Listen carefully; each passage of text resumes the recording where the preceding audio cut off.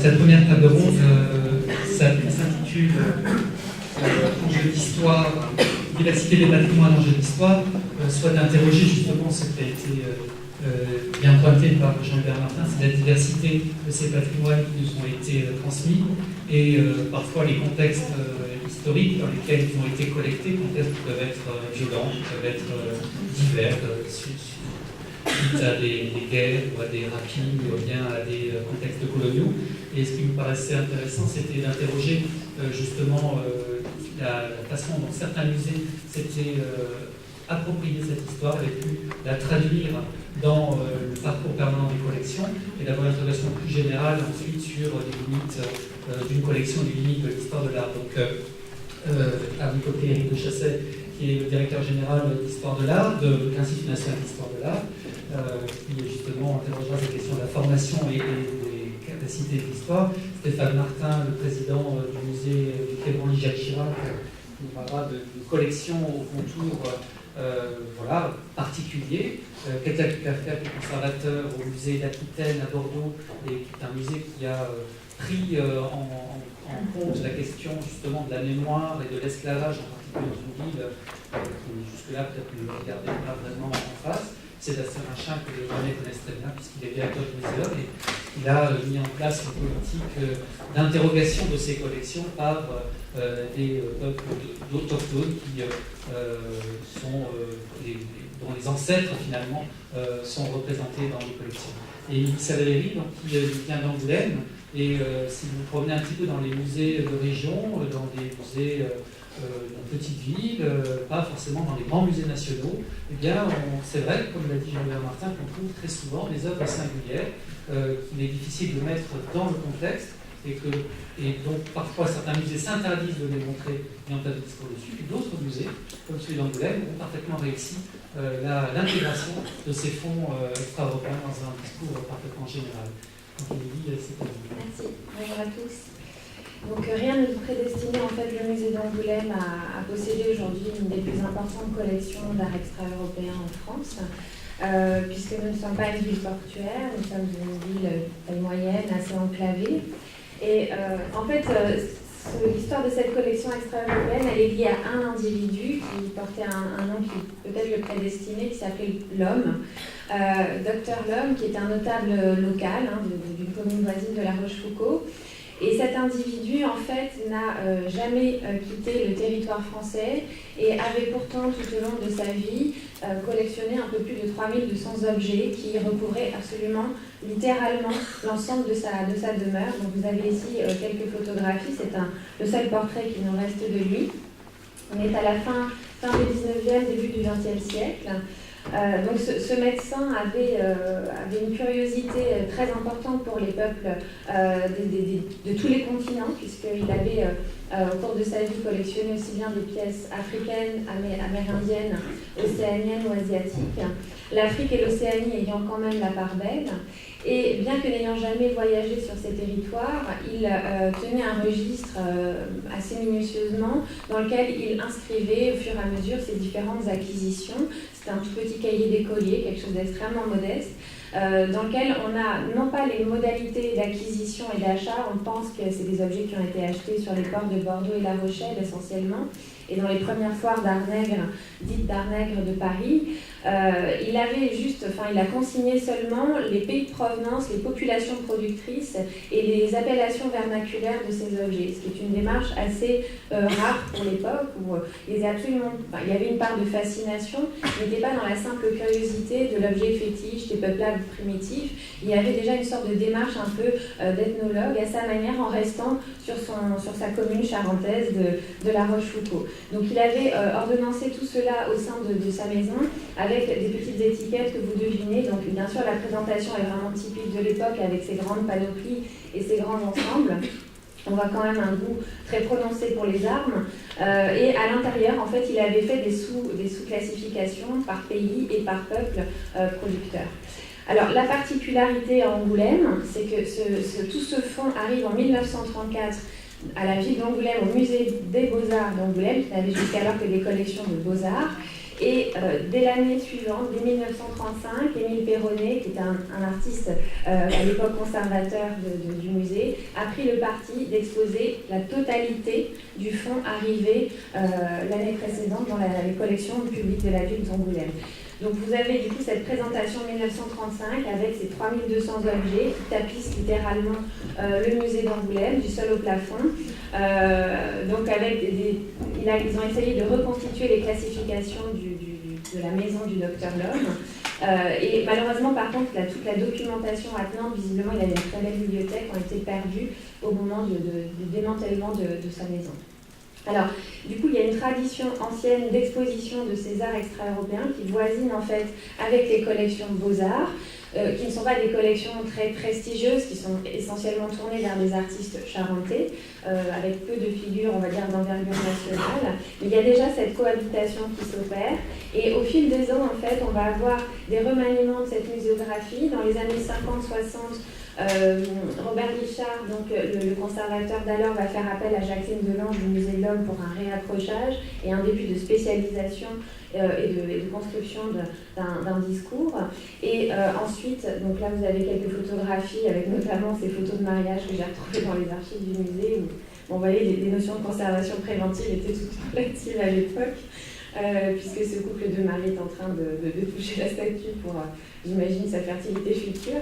Voilà, avec des sous-classifications, mais déjà un travail d'épure qui est aussi représentatif donc, de l'histoire aussi de notre muséographie occidentale, jusqu'à l'arrivée dans les années 80 d'un premier conservateur spécialisé, Étienne Féot, mon prédécesseur, qui a passé 11 ans donc, au musée d'Angoulême où il a démarré sa carrière, et il a fait un travail considérable d'inventaire, de documentation de ce fonds.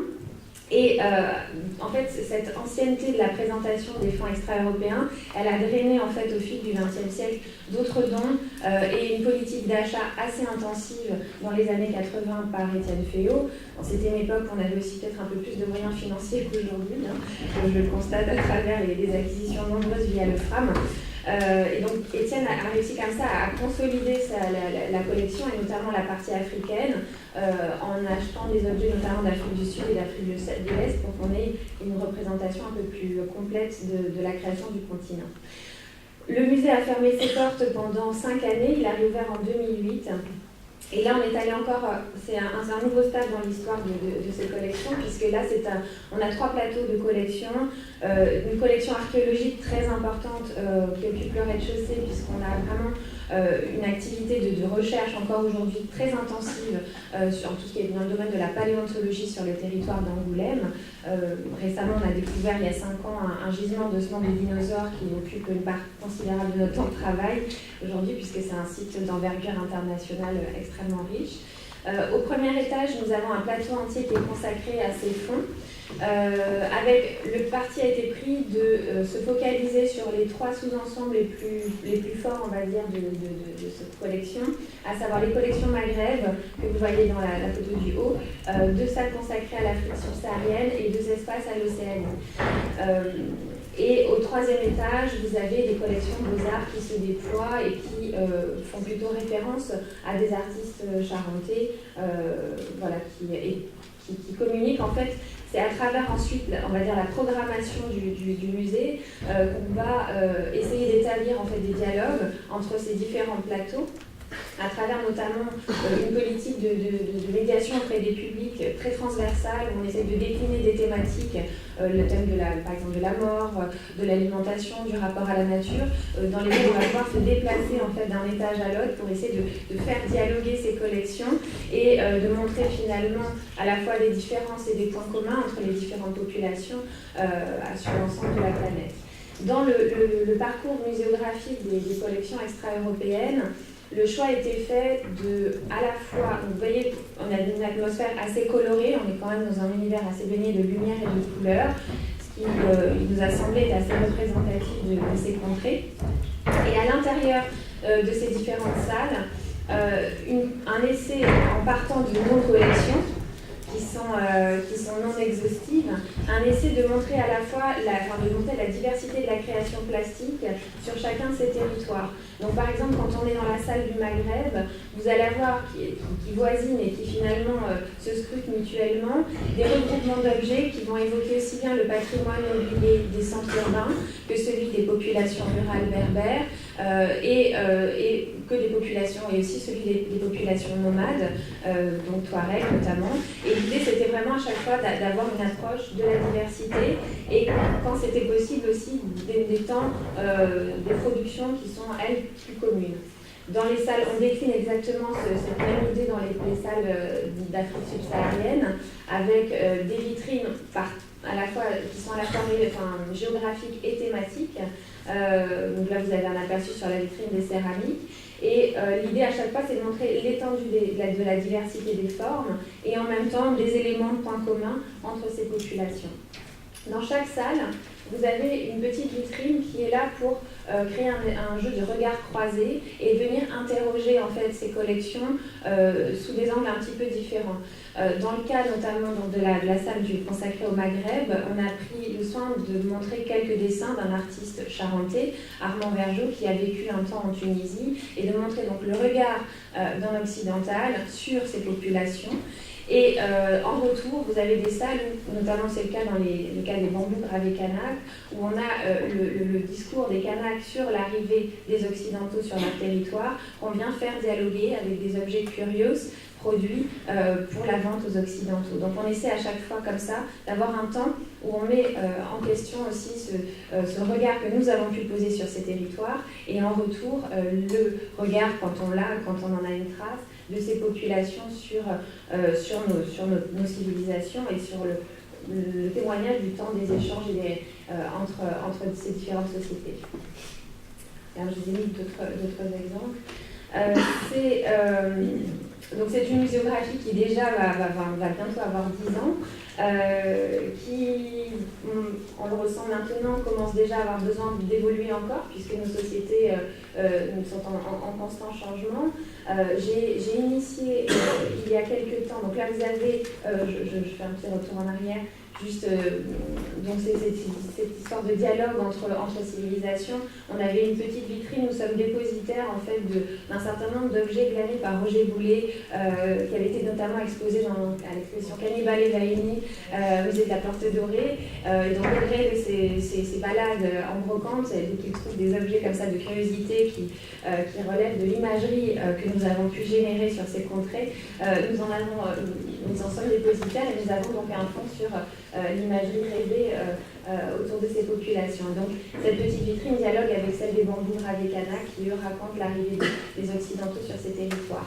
Et là vous avez à la fin du parcours une très jolie chapelle 19e dans laquelle nous rendons hommage au Docteur L'Homme avec une reconstitution d'une petite partie de sa maison. Et nous avons mis en face de cette reconstitution 3 crucifix, un crucifix Congo, un crucifix Papou et un crucifix d'art populaire français.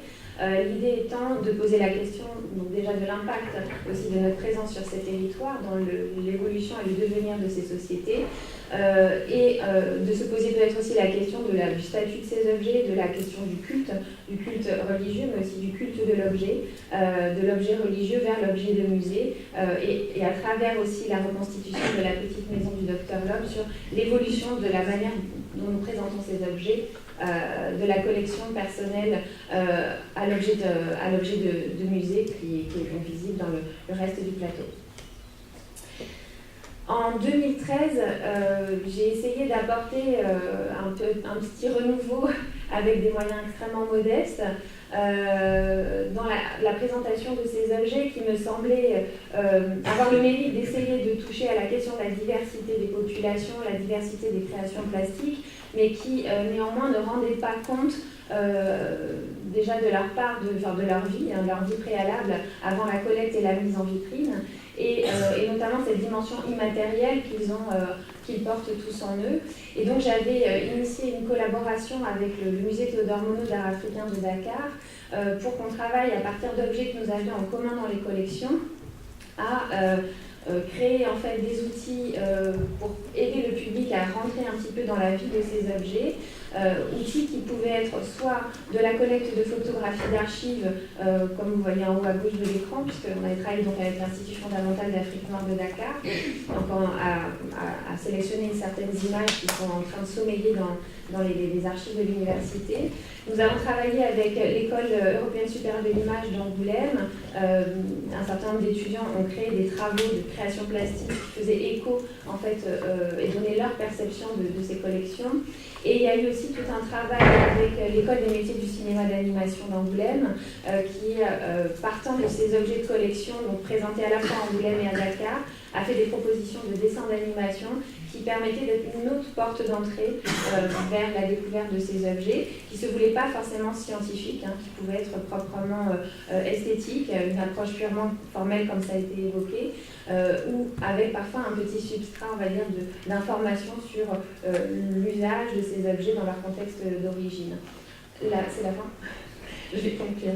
Donc l'intérêt de ces productions, c'est qu'on partait d'objets en commun dans les collections, qu'on avait mis en commun notre documentation sur ces œuvres et qu'on les mettait ensuite, on les proposait à de jeunes créateurs pour qu'ils, à partir de cette base, ils s'en imprègnent ou pas, et qu'ils s'inspirent de ces collections pour les faire parler. L'idée étant d'attirer aussi d'autres publics vers nos collections. Et l'avantage aussi, c'est qu'on est sur des supports numériques qui pouvaient circuler sans aucun coût d'un continent à un autre, être modulé, refait, etc. et diffusé de manière très très large. Donc je terminerai juste sur ces questions, toute dernière question qu'on a pu développer autour d'une exposition que j'avais intitulée Afrique, la croisée des mondes.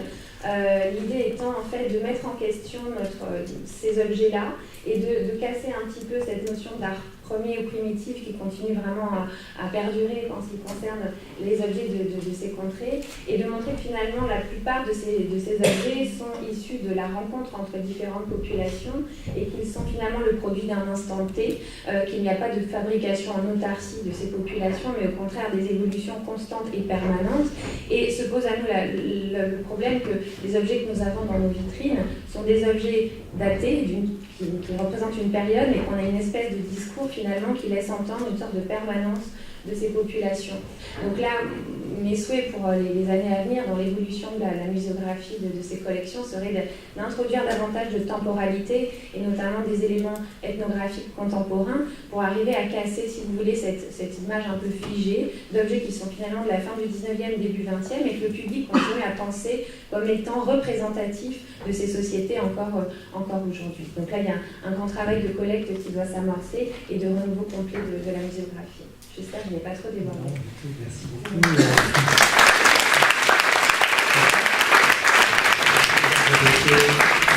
avez parce que vous n'avez pas parlé de la base de données Kimutu que vous avez beaucoup animée sur le recensement des objets européens. C'était en fait avant tout un annuaire en fait. Un annuaire, voilà, dans les collections françaises.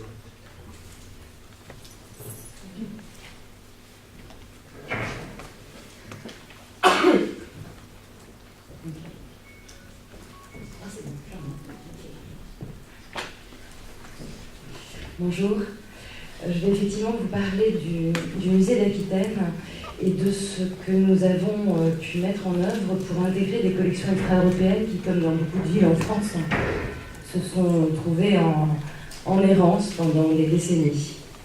Comme dans de nombreuses autres villes en France, notre musée a hérité de collections de plusieurs musées qui se sont côtoyés ou succédés à Bordeaux depuis la fin du XVIIIe siècle. Musée de l'École supérieure de commerce et d'industrie, muséum de l'Académie des sciences, belles lettres et arts, musée préhistorique, musée lapidaire, musée du Vieux-Bordeaux, musée de la Marine, et j'aurais pu, la liste est encore longue. Pour qui s'intéresse aux collections extra-européennes, j'en retiendrai 3 musées. Le musée d'armes et d'antiques, c'est-à-dire principalement une collection impressionnante d'armes de toutes époques et de toutes régions qui voit le jour au milieu du XIXe siècle et d'où provient vraisemblablement une partie des collections précolombiennes du musée d'Aquitaine, curieusement. Le musée préhistorique, qui a ouvert ses portes en 1872 et qui, lui, comprend une collection extra-européenne pour une perspective comparatiste, on est dans le ton de l'époque, et le musée Édouard Bruni, du nom d'un juriste originaire de Marseille, né en 1819, qui vécut une dizaine d'années en Algérie et qui décida à son retour en France de s'installer à Bordeaux, où il transforma sa maison en musée, musée très personnel. Il fit intervenir de nombreux artisans de la région pour imaginer un patio, un fumoir arabe, et y installa des milliers d'objets rapportés par lui ainsi que par ses frères. Son aîné Charles a rapporté ainsi nombre d'objets de Chine, d'Océanie et de Crimée qui, là encore, pour partie, se retrouvent dans les collections du musée d'Aquitaine aujourd'hui. Puisque en 1895, la ville hérite par legs, par testament, de l'ensemble de la maison musée et des quelques 5000 pièces rassemblées par Édouard Bonny. Et puis, là encore, comme dans de nombreuses autres villes en France, nous avons eu aussi notre musée colonial en 1901, avec des collections qui arrivent de Paris et de l'Expo universelle. Nous n'avons jamais trouvé trace d'aucun inventaire de ce musée colonial, mais quelques cartes postales permettent d'identifier dans les collections actuelles des objets qui pourraient être issus de ce musée. Une chercheuse, par chance, s'est passionnée pour l'histoire des musées de Bordeaux et a publié l'an dernier un gros ouvrage qui fait un constat récurrent, celui depuis 250 ans de ces multiples projets de musées, pour certains qui aboutissent pour quelques décennies, pour la plupart qui avortent avant même de voir le jour, mais qui tous voient naître des collections publiques ou privées, qui vont ensuite entrer dans un cheminement le plus souvent en caisse pendant des décennies. Et les deux guerres mondiales du XXe siècle n'arrangent rien. Ici, une vue du musée des Beaux-Arts de Bordeaux en 1953.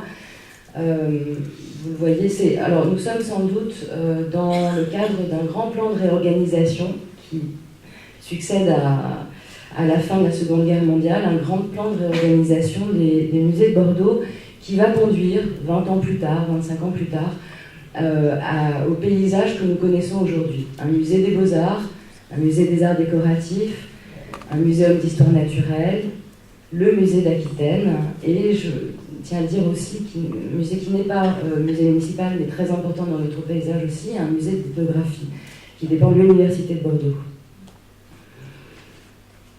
en lien avec les collections de la faculté de médecine, de médecins et de l'école de santé navale.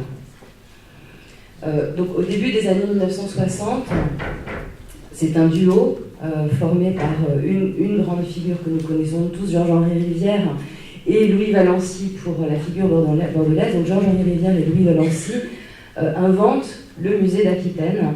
Georges-Henri Rivière, à cette époque, arpente la France pour tenter de constituer autour du Musée national des arts et traditions populaires un réseau de musées d'histoire régionale, musées d'identité locale. Et dans ce musée d'Aquitaine, pour Louis Valency, les collections extra-européennes n'ont pas leur place. Donc au gré de leurs errances, ces collections se sont retrouvées dans les caves du musée des Beaux-Arts, ont été affectées au musée des Beaux-Arts. D'où cette photo d'une des salles de l'aile Nord, qui est aujourd'hui une aile entièrement ouverte au public. Et donc ces collections, parce que Louis Valency ne sait pas comment les aborder, ne sait pas comment les traiter, vont rester au musée des Beaux-Arts. Elles seront transférées dans d'autres bâtiments de la ville, aménagés en réserve, notamment le musée Bonny qui ferme ses portes peu de temps après et qui sera finalement démoli pour laisser la place à un palais de justice. Donc de grenier en cave, ces collections vont rester en caisse jusqu'aux années 80, jusqu'au moment où il est décidé que le musée d'Aquitaine s'implantera dans l'ancienne faculté des sciences et lettres, que la ville décide de lui affecter, puisque les étudiants sont implantés désormais à l'extérieur de Bordeaux, sur un grand campus aménagé à la fin des années 60 et dans les années 70. Donc, au début des années 1980, on affecte cette grande faculté des sciences et lettres au musée d'Aquitaine, qui va enfin pouvoir réfléchir à une présentation permanente sur 2 niveaux et près de 4000 mètres carrés. 1987, on inaugure le parcours de l'étage, donc 2000 mètres carrés. C'est un parcours chronologique, on part de 1715 jusqu'à la période contemporaine, avec une très large place accordée à l'ethnographie régionale. Et en 1991, donc 4 ans plus tard, on inaugure le rez-de-chaussée, donc un parcours depuis la préhistoire jusqu'à la fin du règne de Louis XIV. Les collections extra-européennes se déploient, elles, sur 200 mètres carrés, dans une présentation répartie sur 4 salles et un petit couloir. Elles sont présentées sous vitrine, vous le voyez, dans des couleurs qui me rappellent celles que Étienne Féot a retenues pour le musée d'Angoulême. On est exactement à la même période, et je crois que Étienne Féot et Paul Mataran sont alors très proches.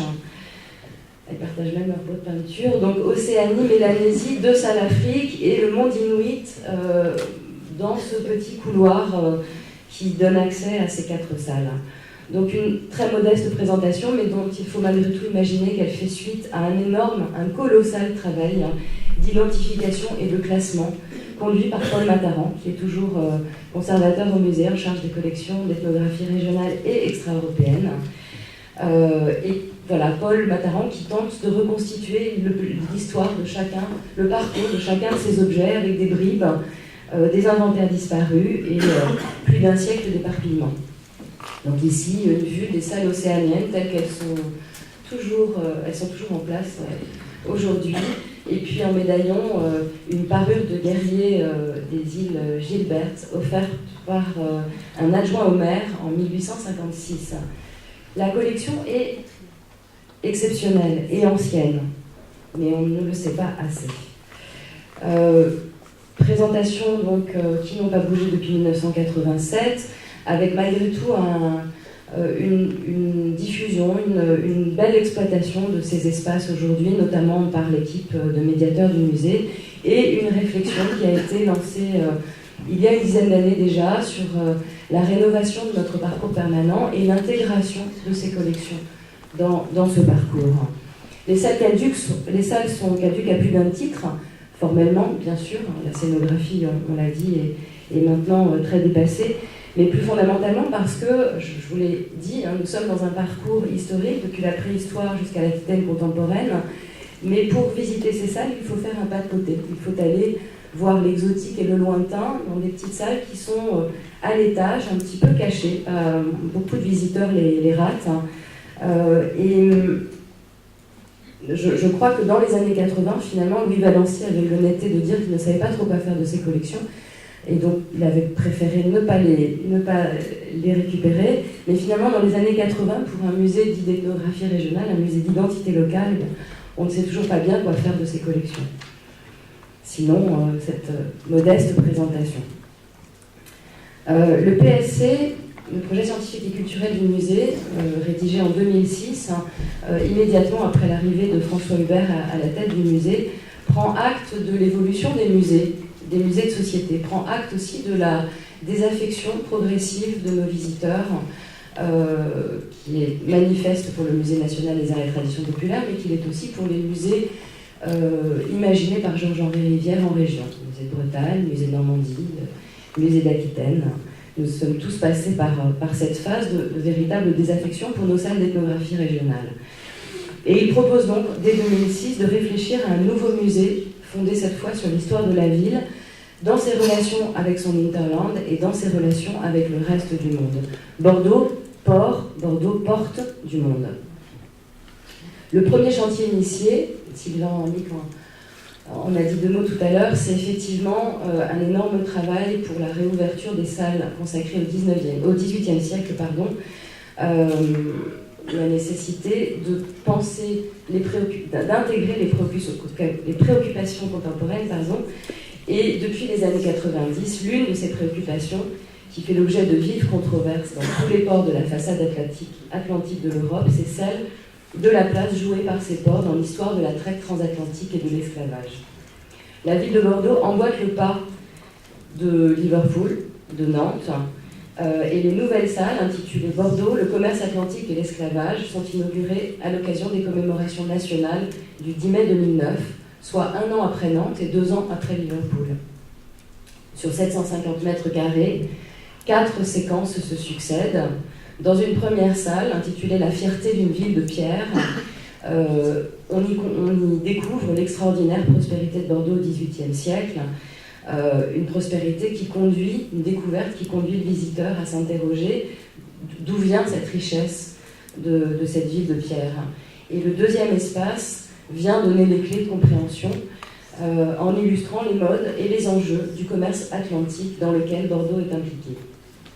Un commerce en droiture, donc directement de Bordeaux vers les Antilles, mais aussi un commerce triangulaire. Avec 480 expéditions recensées et la déportation de 150 000 personnes, Bordeaux devient à la fin du XVIIIe siècle le second port négrier de France. Le troisième espace s'intitule l'Eldorado des Aquitains, donc de ces salles XVIIIe rénovées. Il traite donc cette fois, on passe de l'autre côté des bateaux, de l'autre côté de l'Atlantique. Il traite de la vie dans les îles à sucre et à Saint-Domingue en particulier, où nombre d'Aquitains ont fait fortune tout au long du XVIIIe siècle. Et enfin, un quatrième espace intitulé Héritage présente les combats pour l'abolition de l'esclavage et s'intéresse aux conséquences de cette tragédie dans les sociétés contemporaines, notamment en y traitant du racisme et des questions liées au métissage, des héritages dans la musique, dans la littérature de ces sociétés métisses. Je reviens à la deuxième salle, à la deuxième séquence, donc cette séquence qui parle spécifiquement de Bordeaux, de l'implication de Bordeaux dans la traite et l'esclavage. Elle permet donc, dans un premier temps, d'évoquer la rencontre d'Européens avec des sociétés caribéennes, de même qu'elle permet d'évoquer le rapide génocide, la disparition totale de ces sociétés caribéennes. Aucun objet précolombien n'était présenté dans le parcours de 1987, parce que les collections à l'époque, qui sont constituées de près de 650 objets, étaient encore en place dans les caves du musée des Beaux-Arts. Et c'est une étudiante qui a réalisé un extraordinaire mémoire de maîtrise, qui les a exhumés en 1984, après un énorme travail aux archives municipales, pour tenter justement de démêler l'origine, l'itinéraire de chaque pièce, ou au moins de chaque série entrée au musée. Et notamment grâce à la correspondance entre les conservateurs des musées et les maires adjoints. Des conservateurs qui systématiquement, à chaque don, à chaque achat, à chaque don ou à chaque legs, demandaient au maire de remercier par lettre les donateurs. Donc ces collections ont fini par aboutir au musée d'Aquitaine en 1994 et nous avons eu la chance de les faire étudier par Christian Duverger avec quelques-uns de ses étudiants. Donc ici, vous le voyez, une vitrine remplie d'objets taïno et à gauche en vignette se joue en pierre, ce qu'on appelle un collar, qui est probablement originaire de Porto Rico et donc du tout début, vraisemblablement au plus tard du tout début du XVIe siècle. Toujours dans cette deuxième séquence, une autre vitrine intéressante pour montrer l'intégration de ces collections extra-européennes, donc consacrées à la traite sur les côtes africaines, avec autour de la maquette d'un village voleur du Sénégal, l'évocation de l'usage monétaire des kauris, des coiffes fang du Gabon, et cette défense d'éléphants dont on ne sait rien, sinon qu'elle est entrée à l'inventaire du musée d'armes et d'antiques en 1908 et qu'elle proviendrait du Congo français. Les collections extra-européennes, ce sont aussi des acquisitions beaucoup plus récentes, celle-ci notamment, acquise en 2009 pour alimenter ces nouvelles salles sur le XVIIIe siècle. Le musée fait l'acquisition auprès d'un collectionneur installé dans les Landes, Pierre Sargos, un collectionneur que nous connaissons bien, pour présenter cette pièce qui est un peu le clou de cette séquence sur la traite et l'esclavage. C'est une sculpture rituelle qui représente donc, qui est couverte de chaînes, vraisemblablement d'esclaves, avec deux crânes de crocodile sur le ventre et sur le dos. Elle aurait été plantée vers 1900 par le grand-père de celui qui a vendu la pièce au collectionneur. Et elle aurait servi à... Il faut mettre beaucoup de guillemets malgré tout sur ces pièces de collectionneur, mais elle aurait servi à entraver les personnes atteintes de folie. Elle aurait servi à des cérémonies de désenvoûtement. Ces salles consacrées au XVIIIe, donc ouvertes en 2009, sont aujourd'hui suivi de salles qui, elles, ont réouvert en 2014 et consacrées au 19e siècle. Donc la rénovation se poursuit. Plutôt que de fermer tout le musée, il a été fait le choix, nos élus ont fait le choix de rénover progressivement le musée, séquence après séquence. Et donc 2014, c'était les salles 19e, et nous espérons en 2018 la réouverture des salles consacrées au 20e et 21e siècle. Donc, cette séquence s'intitule Bordeaux, porte du monde, 1800-1939. Elle se déploie sur 600 mètres carrés, avec un espace de transition entre le 18e et le 19e, consacré évidemment à la Révolution française, à la place des Girondins et à l'Empire. Toujours cette ligne de bateau au centre de la muséographie. C'est le même scénographe, François Paillet, qui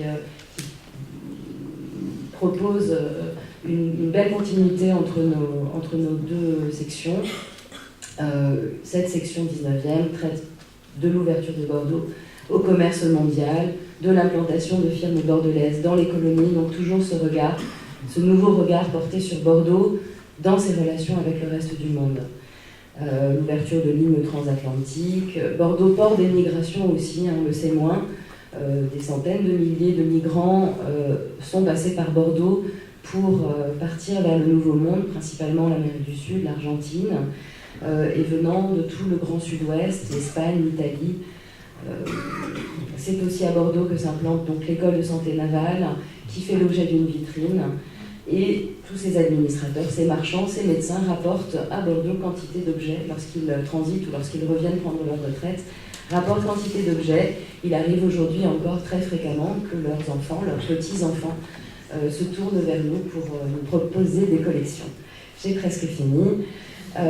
Voici une présentation dans les salles 19e, justement, qui évoque ces objets rapportés dans les malles de tous ces voyageurs.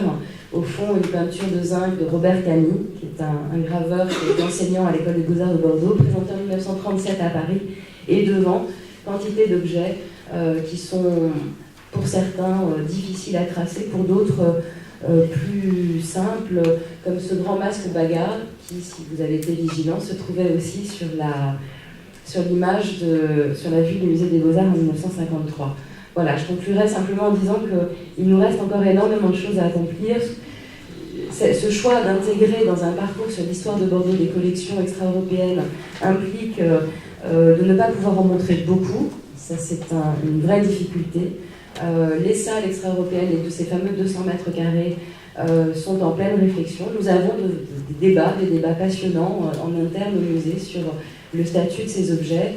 Et donc venez s'il vous plaît dans 2 ans voir comment nous les aurons aussi intégrés dans nos salles 20e. Merci. Merci Sébastien Machin.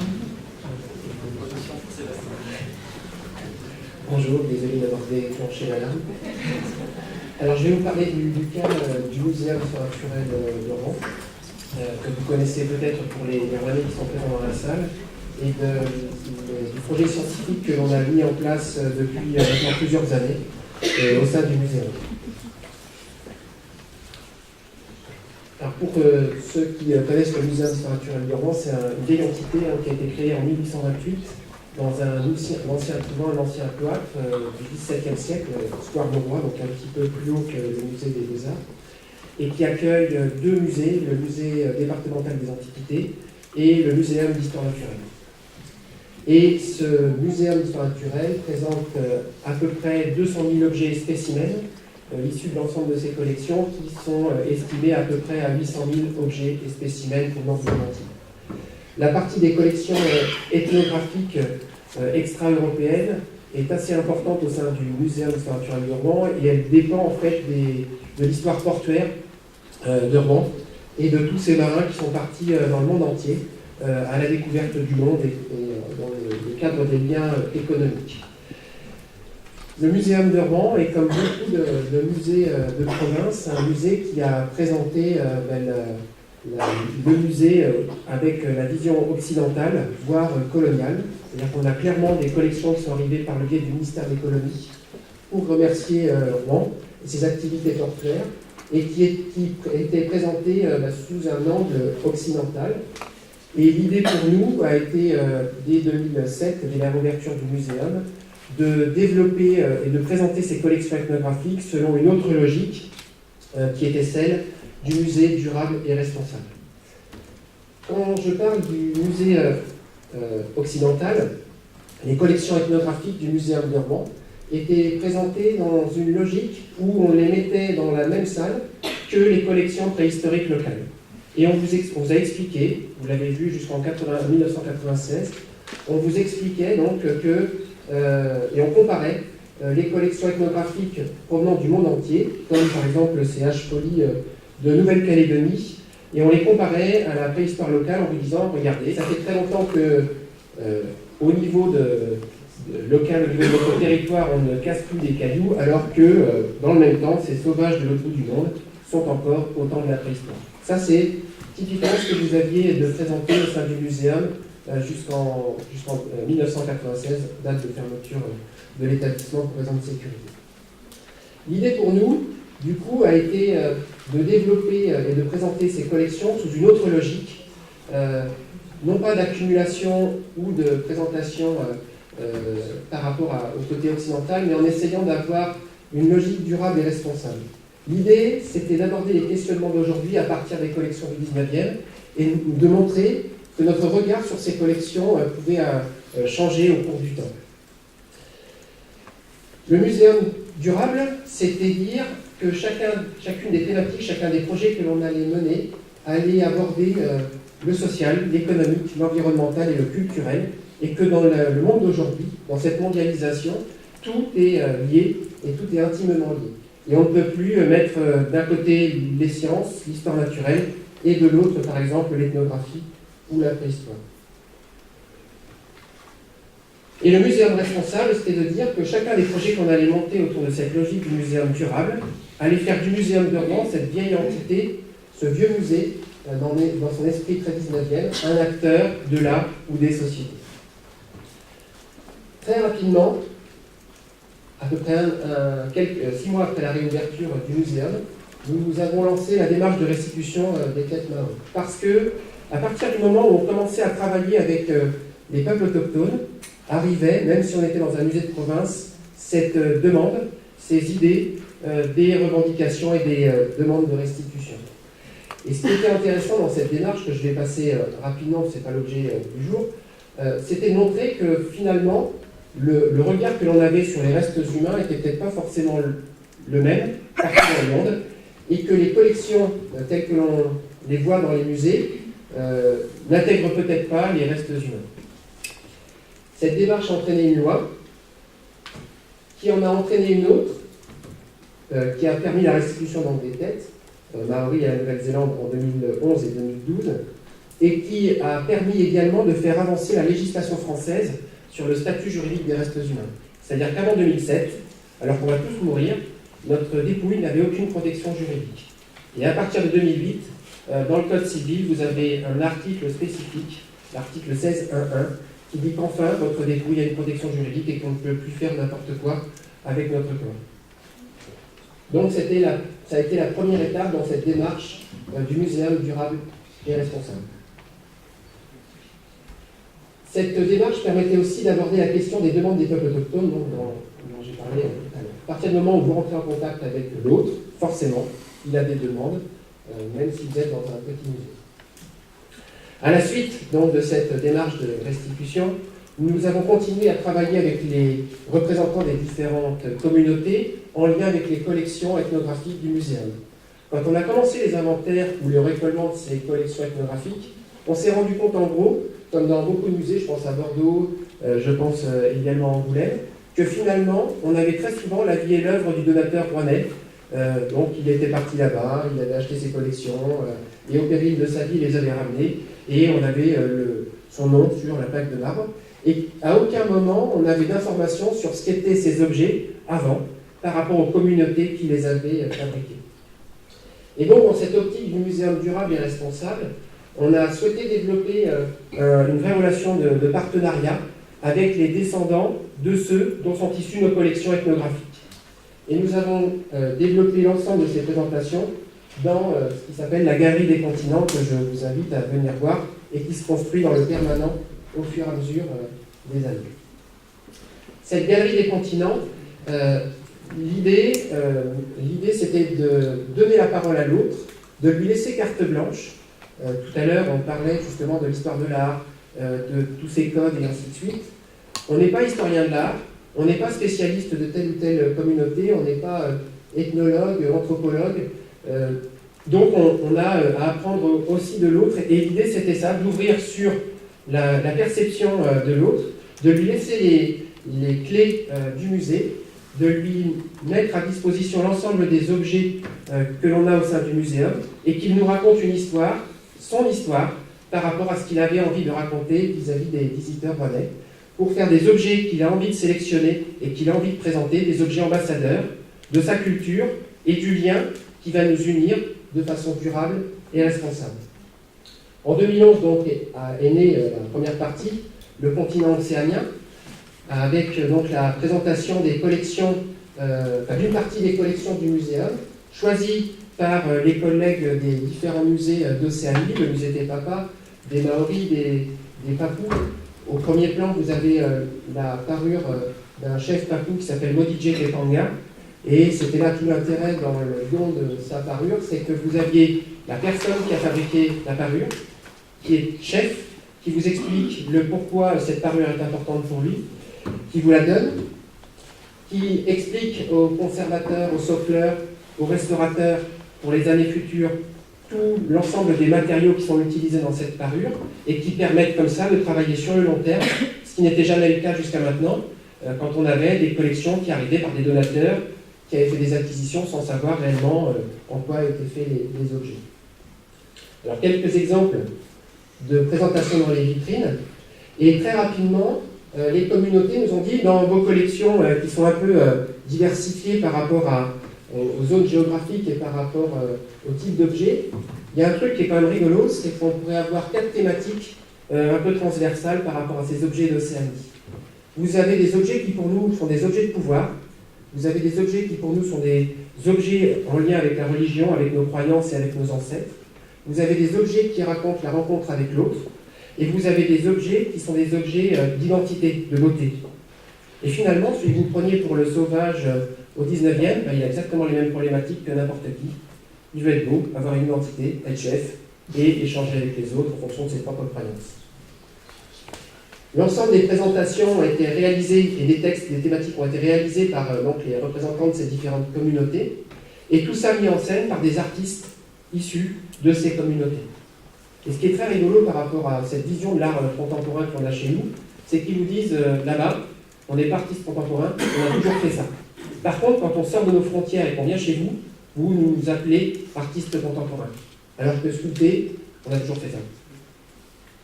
Donc ça pose un certain nombre de questions.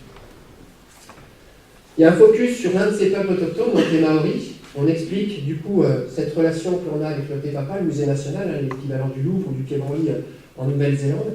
Et puis, comme on est sur un territoire maori, ben, vous êtes accueillis en maori par une phrase maori d'introduction qui vous souhaite la bienvenue et qui vous explique pourquoi ils ont fait la demande de restitution des têtes maoris, pourquoi c'est important pour eux. Comme dans toute cette partie-ci, dans leur esprit, l'ensemble des objets sont sacrés, ont un lien fort avec les ancêtres, donc il y a une présence des ancêtres au sein de la galerie, et donc on termine par un tiki qui est là pour vous faire redescendre sur la terre une fois que vous avez été en contact avec les ancêtres de ces communautés. En 2014, on a continué avec l'Asie. Nos collections en lien avec les activités portuaires proviennent principalement d'Indonésie, donc on a travaillé avec des artistes indonésiens issus de Surabaya, qui, comme nos artistes maoris et néo-zélandais, se sont rencontrés et ont échangé. On les a laissés faire entre eux, entre 2011 et 2014, pour voir comment ils allaient interpréter les uns les autres l'ensemble des présentations et de ce qu'ils avaient envie de mettre en scène par rapport aux objets asiatiques. Là, vous avez Agus Koesing, donc, qui est un artiste indonésien qui fabrique un fabricant de batik, c'est un tissu traditionnel indonésien. Et avant d'arriver en France, il avait créé un certain... Il n'était jamais venu en France et jamais venu en Europe. Et avant d'arriver en France, il avait créé un certain nombre de batiks qui était sa représentation de la France pour lui en tant qu'Indonésien. Et sa représentation de la France pour lui en tant qu'Indonésien, elle est sur le batik de droite pour vous. C'est la France, c'est les soldats qui vont se battre pour la paix. Sa deuxième représentation de la France, c'est à gauche, la Tour Eiffel, on reconnaît. Et quand il est arrivé en Normandie, sa représentation, elle est en bas à gauche, et il pleut. Il avait rencontré l'artiste maori avec qui on avait travaillé précédemment. Donc c'est la pirogue maori en haut à droite avec l'artiste maori et l'artiste indonésien. Et donc, leur rencontre entre ces deux personnes venant d'horizons différents a donné en 2014 la présentation des collections asiatiques. Et dans les thématiques transversales choisies par ces artistes, et les thématiques qui ont été réalisées et rédigées par eux, il y avait notamment une garde-robe asiatique, où ils nous ont dit, vous avez des objets, des manteaux chinois, vous avez des petits personnages qui présentent différentes tenues vestimentaires, etc., etc. Vous avez un certain nombre de choses, et puis vous deviez avoir un fétichisme de la chaussure asiatique, et bien on va aller jusqu'au bout. Vous avez voulu nous coloniser, on vous a eu, et on va rajouter une paire de Converse. Une autre vitrine, donc indonésienne. Voilà une autre. L'idée, à l'issue, c'était de continuer avec le continent des Amériques, dans la galerie des continents, puis de faire venir le continent africain. Et comme ils se connaissent tous, comme ils sont tous en lien les uns avec les autres dans cette démarche durable et responsable et qu'ils viennent plusieurs fois depuis 2011, c'était de les faire travailler tous autour d'une thématique commune à l'ensemble des peuples du monde, qui était le changement climatique. Et j'en profite, parce que le changement climatique, ça urge. Voilà. L'état d'urgence. La COP21 est arrivée plutôt que prévu pour nous, dans notre logique de présentation. Et on s'est dit, on va donner, dans cette logique durable et responsable, la parole à l'autre, qui va nous parler du changement climatique. Ça a donné lieu à une exposition qui s'appelait Bottle Océan 2115, que les Rouennais, peut-être dans la salle, ont peut-être vu, qui était le changement climatique vu par l'autre, d'un peuple autochtone, une communauté issue d'une île du Pacifique, et donc un artiste maori, qui a mis en scène toute l'exposition temporaire, où il abordait le changement climatique d'une façon peut-être différente de la nôtre, en nous disant, vous les Blancs, vous êtes pénibles parce que vous êtes toujours donneurs de leçons. Là, c'est la COP21 à Paris, c'est vous qui allez l'organiser, et vous êtes encore en train de vous poser la question de savoir comment vous allez freiner le changement climatique. Nous, le changement climatique, il est chez nous. Il est là. Il y a des îles qui ont déjà disparu, il y a déjà des migrations de population. Au fait, vous savez quel est le premier pays qui a donné l'asile climatique de par le monde? C'est la Nouvelle-Zélande. Donc, ça nous posait plein de questions par rapport justement à ces réfugiés climatiques qui transitaient de par les îles dans l'Océanie, et par rapport à ce que l'on voyait avec les réfugiés économiques, politiques, qui commencent à transiter vers nos frontières. Et cette exposition, donc Bottle Océan 2115, nous a entraînés à la COP21, avec Raoni, qui abordait la problématique du changement climatique au sein de sa forêt amazonienne, avec Modije Kepanya, le chef Papou, qui nous avait donné sa parure, qui abordait la problématique du changement climatique au sein de sa forêt dans son île en Papouasie-Nouvelle-Guinée, et avec Georges Loukou, qui abordait la problématique du changement climatique sur une île. Et finalement, on est bien loin de la représentation que l'on a, nous, du changement climatique, où on pense qu'on est encore en capacité de réduire et de freiner. Je vous remercie.